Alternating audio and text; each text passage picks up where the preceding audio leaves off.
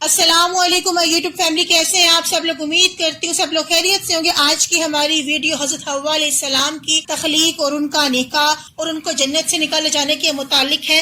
تو آئیے آج کی ویڈیو کا آغاز کرتے ہیں۔ حضرت آدم علیہ السلام کی تخلیق کے بعد جب اللہ تعالیٰ نے فرشتوں کو حکم دیا کہ تمام فرشتے حضرت آدم علیہ السلام کو سجدہ کریں، تو ابلیس ملعون نے ایسا کرنے سے انکار کر دیا اور وہ غرور و تکبر میں آ گیا۔ ابلیس ملعون کو جنت سے نکالنے کے بعد حضرت آدم علیہ السلام کو وہاں آباد کر دیا گیا۔ آپ علیہ السلام جنت میں اکیلے چلتے پھرتے تھے۔ یہاں آپ علیہ السلام کا کوئی ہم جنس نہ تھا جس سے انسیت حاصل کرتے۔ ایک بار اللہ تعالیٰ نے آپ علیہ السلام پر نیند طاری کر دی، پھر اسی حالت میں آپ علیہ السلام کی بائیں پسلی نکال کر اس سے حضرت حوا علیہ السلام کو تخلیق کیا اور پسلی کی جگہ گوشت رکھ دیا گیا۔ اس عمل کے دوران آپ علیہ السلام کو کسی قسم کی تکلیف کا احساس تک نہ ہوا۔ جب آپ بیدار ہوئے تو اپنے سر کے پاس ایک خوبصورت خاتون کو بیٹھے ہوئے پایا۔ آپ علیہ السلام نے فرمایا، تم کون ہو؟ انہوں نے عرض کی، میں عورت ہوں۔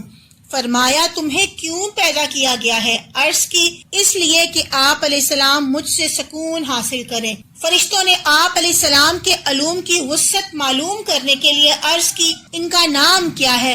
ارشاد فرمایا گیا، حوا علیہ السلام۔ عرض کی، ان کا نام حوا کیوں ہے؟ ارشاد فرمایا، کیونکہ یہ ایک زندہ وجود سے پیدا کی گئی ہے۔ یاد رہے کہ حضرت حوا علیہ السلام چونکہ مرد و عورت والے باہمی ملاپ سے پیدا نہیں ہوئی، اس لیے یہ حضرت آدم علیہ السلام کی اولاد میں سے نہیں ہے۔ حضرت حوا علیہ السلام کی تخلیق کا ایک اہم مقصد یہ تھا کہ حضرت آدم علیہ السلام ان سے سکون حاصل کریں اور ان کی تنہائی کو دور کریں۔ جب حضرت آدم علیہ السلام نے حضرت حوا علیہ السلام کی طرف دست محبت بڑھانے کا ارادہ کیا تو فرشتوں نے عرض کی، اے آدم علیہ السلام ٹھہر جائیں، پہلے ان کا مہر تو ادا کریں۔ آپ نے فرمایا، ان کا مہر کیا ہے؟ فرشتوں نے عرض کی، ان کا مہر یہ ہے کہ آپ علیہ السلام ہمارے سردار محمد مصطفیٰ صلی اللہ علیہ وآلہ وسلم پر 3 مرتبہ درود شریف پڑھیں۔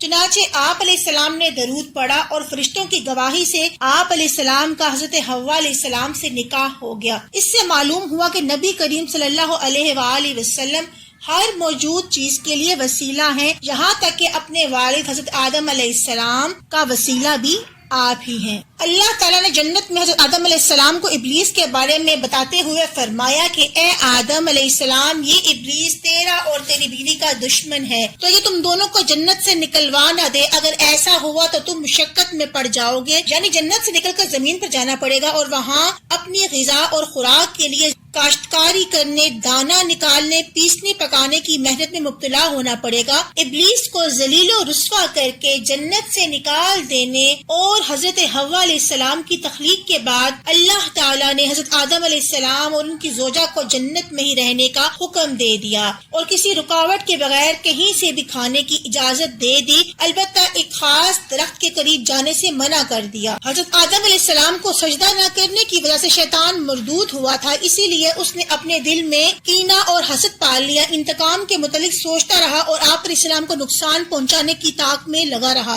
چنانچہ موقع ملنے پر اس نے حضرت آدم علیہ السلام کو وسوسہ ڈالنا شروع کر دیا اور کہنے لگا، اے آدم علیہ السلام، کیا میں تمہیں ایک ایسے درخت کے بارے میں بتاؤں جس کا پھل کھانے والے کو دائمی زندگی حاصل ہو جاتی ہے؟ کیا میں تمہیں ایسی بادشاہت کے متعلق بتا دوں جو کبھی فنا نہ ہوگی اور اس میں زوال نہ آئے گا؟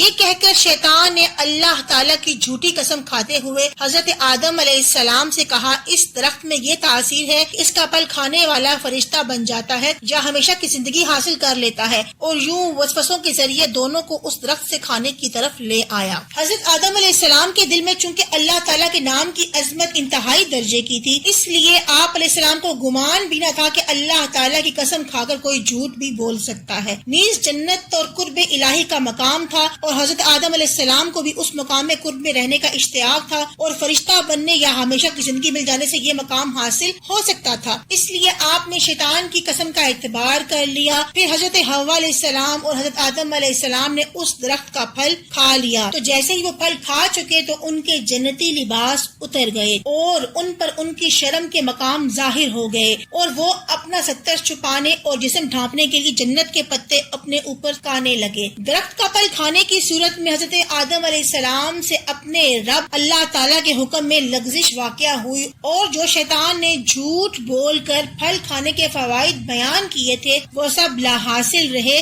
یعنی جب آدم علیہ السلام اور حضرت حوا علیہ السلام نے ممنوع درخت کا پھل کھا لیا، اللہ تعالیٰ نے انہیں اور حضرت حوا علیہ السلام کو حکم دیا کہ تم دونوں اکٹھے جنت سے زمین پر اتر جاؤ. یہی حکم حضرت آدم علیہ السلام کی پشت میں موجود ان کی اولاد کے لیے بھی تھا، اور ساتھ ہی انہیں یہ بھی فرما دیا گیا کہ تمہاری اولاد میں سے بعض لوگ بعض کے دشمن ہوں گے، دنیا میں ایک دوسرے سے حسد اور دین میں اختلاف کریں گے، نیز زمین میں تمہیں ایک خاص وقت تک ٹھہرنا اور آخر کار ایک لمبا عرصہ حضرت آدم علیہ السلام اس دنیا میں موجود رہے. حضرت آدم علیہ السلام کی ایک عرصہ دراز تک گریہ زاری کے بعد اللہ تعالیٰ نے انہیں توبہ کے کچھ کلمات الہام فرمائے، اور جب آپ علیہ السلام نے ان کلمات کے ذریعے توبہ کی تو اللہ تعالیٰ نے اسے قبول فرما لیا. جب حضرت آدم علیہ السلام سے اجتہادی خطا ہوئی تو انہوں نے عرش کی طرف اپنا سر اٹھایا اور عرض کی، اے اللہ میں محمد کے وسیلے سے سوال کرتا ہوں تو میری مغفرت فرما دے. اللہ تعالیٰ نے حضرت آدم علیہ السلام کی طرف وہی فرمائی کہ محمد کون ہے؟ حضرت آدم علیہ السلام نے عرض کی، اے اللہ تیرا نام برکت والا ہے، جب تو نے مجھے پیدا کیا تو میں نے سر اٹھا کر تیرے عرش کی طرف دیکھا تو اس میں لکھا ہوا تھا لا الہ الا اللہ محمد الرسول اللہ، تو میں نے جان لیا کہ تیری بارگاہ میں اس شخص سے زیادہ کسی کا مرتبہ اور مقام بلند نہ ہوگا جس کا نام تو نے اپنے نام کے ساتھ لکھا ہے. اللہ تعالیٰ نے حضرت آدم علیہ السلام کی طرف وہی فرمائی، اے آدم یہ تیری اولاد میں سب سے آخری نبی ہیں اور ان کی امت تمہاری اولاد میں سب سے آخری امت ہے،